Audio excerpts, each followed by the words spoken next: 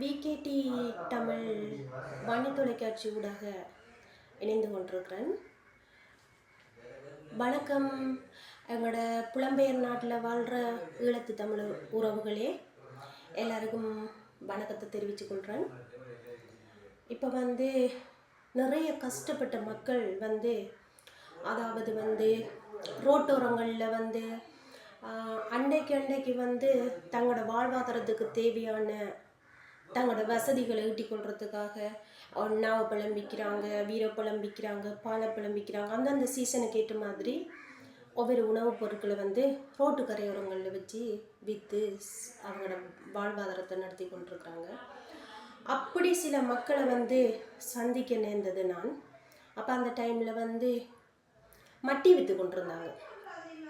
அப்போ மட்டி விற்று கொண்டிருந்தவங்களை சந்தித்து கேட்டபோது அவங்களோட கஷ்ட நிலைமை நீங்களே பார்த்தா விளங்கும், கண்கூடாக பாருங்கள்.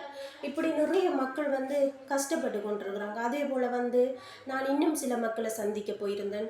அந்த மக்கள் அன்றாட மீன் பிடிச்சி அதுக்கு பிறகு நான் போன டைம் சரியாக ஒரு 12 மணி 1 மணி இருக்குது. அதுக்கு பிறகு தான் அவங்க வீட்டை போய் அதுக்கு பிறகு அந்த மீனை வெட்டி சமைச்சு சாப்பாடு செய்யணும். அதாவது அவங்க சொன்ன விடயம் என்னன்னு, அம்மா நாங்கள் விகேடி தமிழ் வன்னி தொலைக்காட்சியிலேருந்து வாரோம்.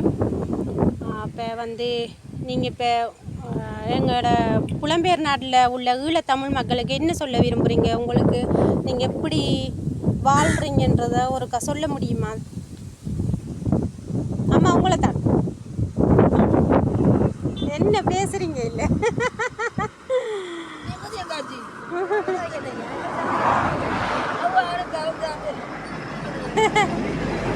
என்னம்மா மட்டி கதைக்கு தெரியாதா? இப்போ காலையிலேருந்து நீங்கள் எவ்வளவு நேரமா இடத்துல இந்த ரோட்டோரத்தில் இருந்து இதை வியாபாரம் பண்ணுறதுக்கு இருக்கிறீங்கம்மா?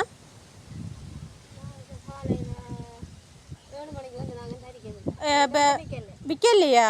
எதுவும் விற்கலையா இவ்வளவு நேரத்துக்கு? கடவுளே, அது சரி. எவ்வளோ மட்டி ஒரு சுண்டு விற்கிறீங்க? இப்போ 150 ரூபா விற்கிறீங்கன்னு. ஆனால் இங்கே 150 ரூபா விற்கிறீங்க. இதே அங்கால எங்களோட சைட் பகுதியில் 200 ரூபா விற்கிறாங்கம்மா. சனம் ரெண்டு பேருக்குமே விற்கலையா? 2 பேருக்குமே விற்கல. விடிய 7 மணிலேருந்து இருக்கிறீங்கன்னு. அது சரி. சரி அம்மா, நான் உங்களை வீடியோ எடுத்ததுக்கு அனுமதிச்சதுக்கு நன்றி. சரி அம்மா.